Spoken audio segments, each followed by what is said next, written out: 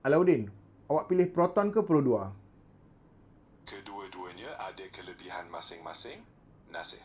Saya tanya mana awak pilih, proton ke Pro 2? Kalau dari segi harga murah dan jimat minyak, Pro 2 agak puan. Jadi proton tak jimat minyak? Saya tak kata tak jimat. Saya kata Pro 2 terkenal dengan... Oh, terkenal je. Maksudnya proton ni tak terkenal lah. Proton juga terkenal, cuma fokus dia agak berbeza. Berbeza macam mana? Proton lebih fokus pada pemanduan dan rasa lebih premium untuk sesetengah model. Untuk sesetengah model. Maksudnya ada model proton yang awak sendiri malu nak sebut? Bukan begitu maksud saya. Kalau mak awak suruh beli satu, awak pilih mana? Saya tak ada mak, Nasir. Jangan lari topik. Proton ke Pro 2? Kalau untuk penggunaan bandar dan kos penjagaan rendah, ramai pilih Pro 2. Ramai pilih. So awak ni ikut orang ramai je ni? Tak ada pendirian?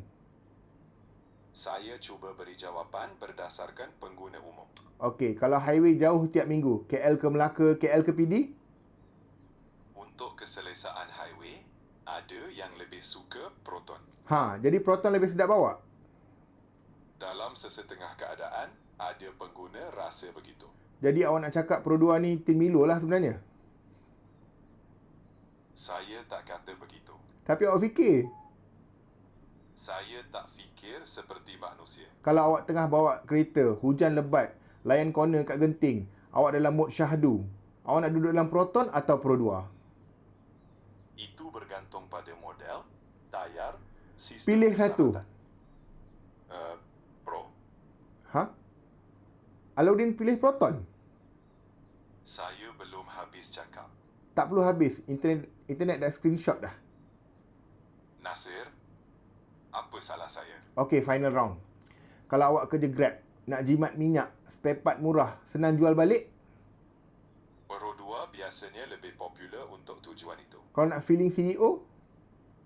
Ada orang pilih Proton kerana rasa pemanduan dan reka bentuk. Kalau nak fikir resale value? Pro 2. Kalau nak bunyi, tang, solid pintu? Proton. Kalau nak bayar bulanan rendah? Pro 2. Kalau nak parking senang? Pro 2. Kalau nak ego naik sikit? Saya rasa itu subjektif. Proton? Proton kalau Alauddin?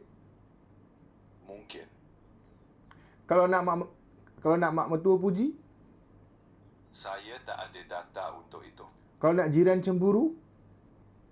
Nasir, saya rasa perbualan ini sudah mula lari dari analisis automotif.